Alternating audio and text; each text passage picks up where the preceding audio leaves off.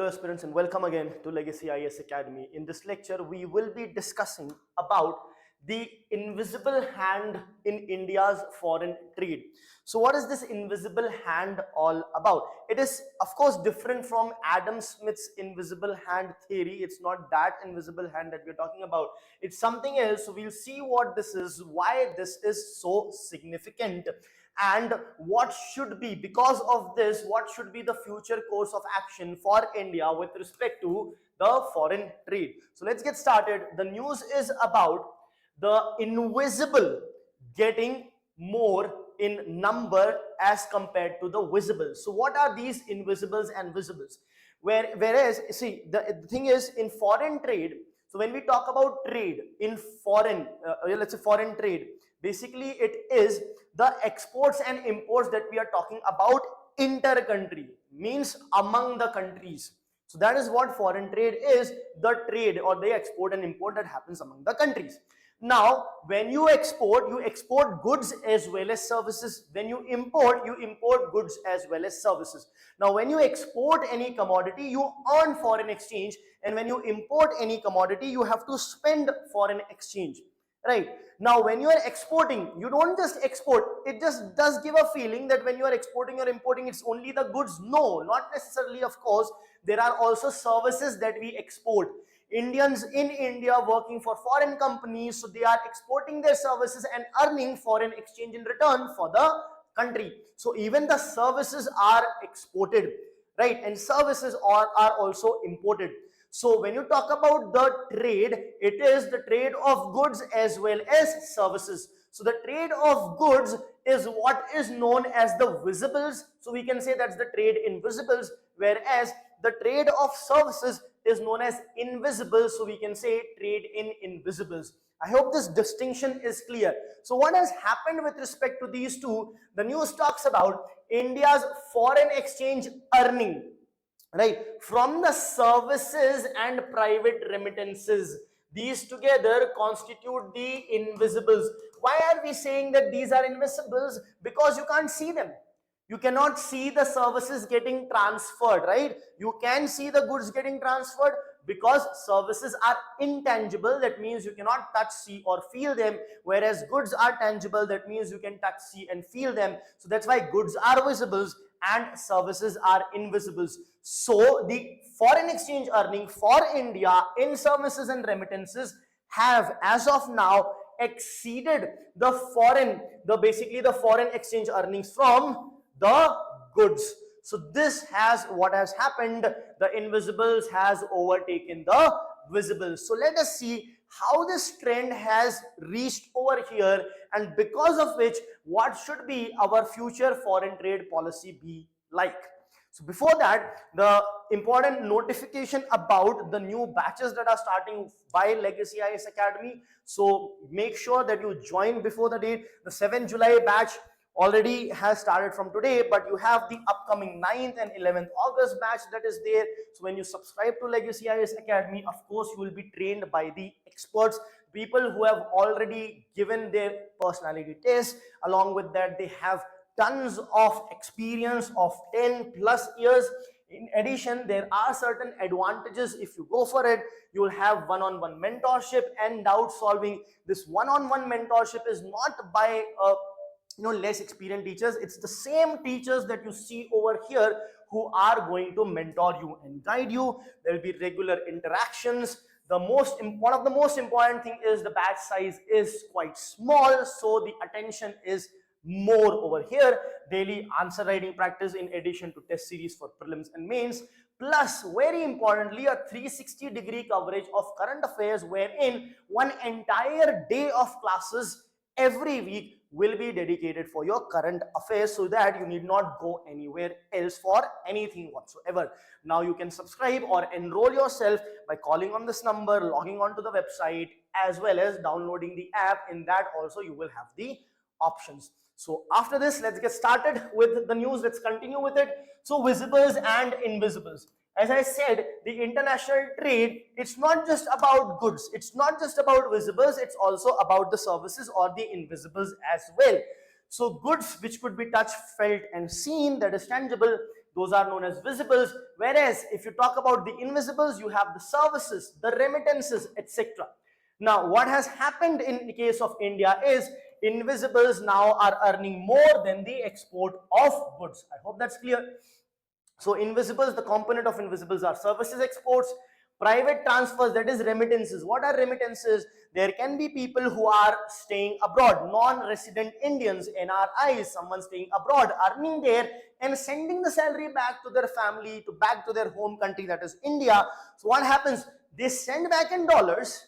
The foreign exchange is then, it helps the country to get foreign exchange, and you may receive it in Indian rupees. So if I, let's say, want to borrow money from my friend living outside India, earning, let's say, in dollars, would send me dollars, but here in India I would get it in my Indian account in terms of rupees. So where did that foreign dollars go? It went to the government of India and I got the rupee instead. So that foreign exchange helps us to pay when we want to import from some other country. At the same time, investment income is also considered as invisible. What is investment? A foreign entity or anyone want to, any company or an individual want to invest in India, so they can invest in foreign currency. When they do that, that foreign currency investment is also a part of invisibles. Now, invisibles, of course, excludes the physical movement of goods. The physical movement of goods, which itself are physical, are not included. I hope that's clear, this distinction. Now let us look at the trend with respect to India's goods export and its rise in invisible earning. So we have basically bifurcated with respect to the same timeline, comparing the goods and the invisibles. So if you look at 2003-4, the trade in goods, if you talk about the export in goods, if you talk about, that is $66.3 billion, which is considerably high with respect to the invisibles. When you talk about invisibles, you have only 53.5. So that is close to 20% additional. Now, if you look at 2013-14, that is 10 years later, this becomes 318.6.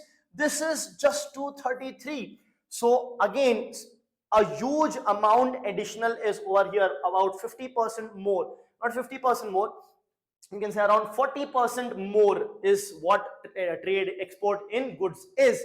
You move ahead another 10 years, that is 2022-23, wherein the goods export peaked at $456 billion. I hope that's clear, $456 billion. But look what has happened to this. Now, the data with respect to this is peaking, the export in goods is peaking at 456, whereas services at that time was still less. But if you look at 2024-25, wherein the goods export slightly declined and came to 442, but the export in services is $576.5 billion.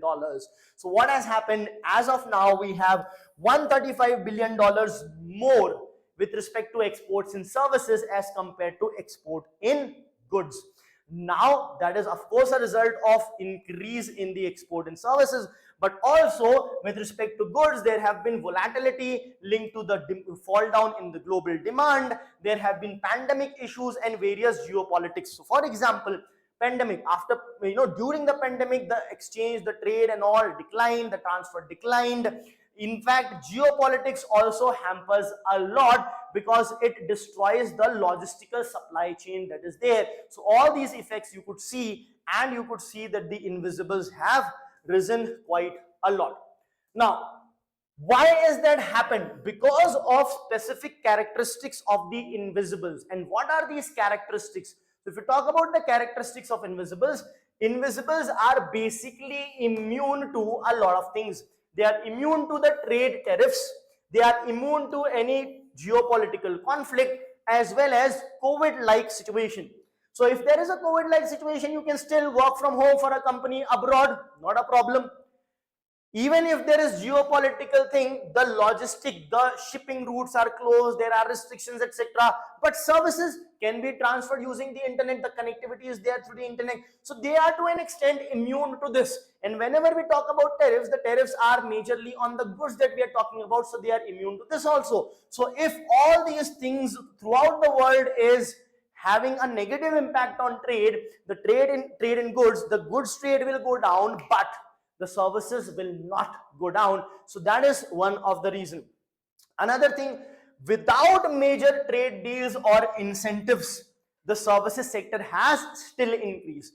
Because generally what happens whenever there is bilateral trade agreement, multilateral trade agreement, it is the trade in goods that is being talked about. The tariffs with respect to trade in goods is what is being talked about, not the services. So even though we are not focusing much on the services, still this has been on the rise. And of course it is driven by the private sector's capacity.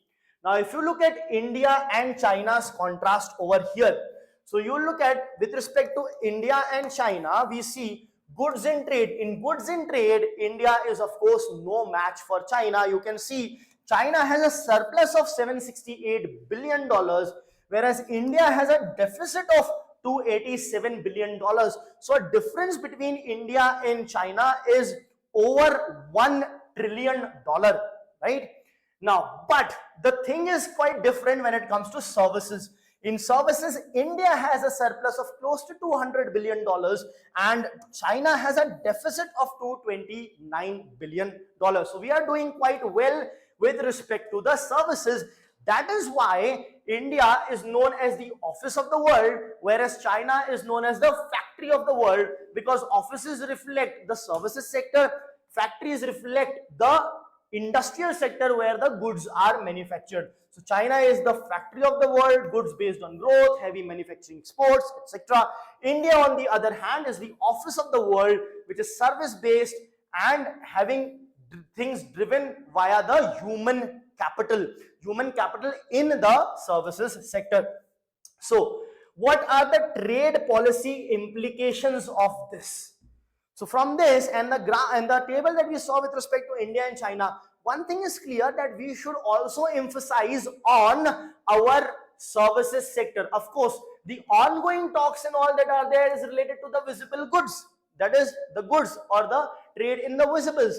But what about the invisibles? So it is time for India to also focus on the services and remittances, which to an extent are ignored. It's not that we are completely ignoring it, but with respect to bilateral, multilateral trades also, we could basically have a strategy which acknowledges the invisibles also, and we push for more liberalization in services sector as well, because that is our strength. So any future agreement that we come up with whether it's bilateral, multilateral, at an international platform, services should also be a significant part of it, which will benefit the country. Thank you.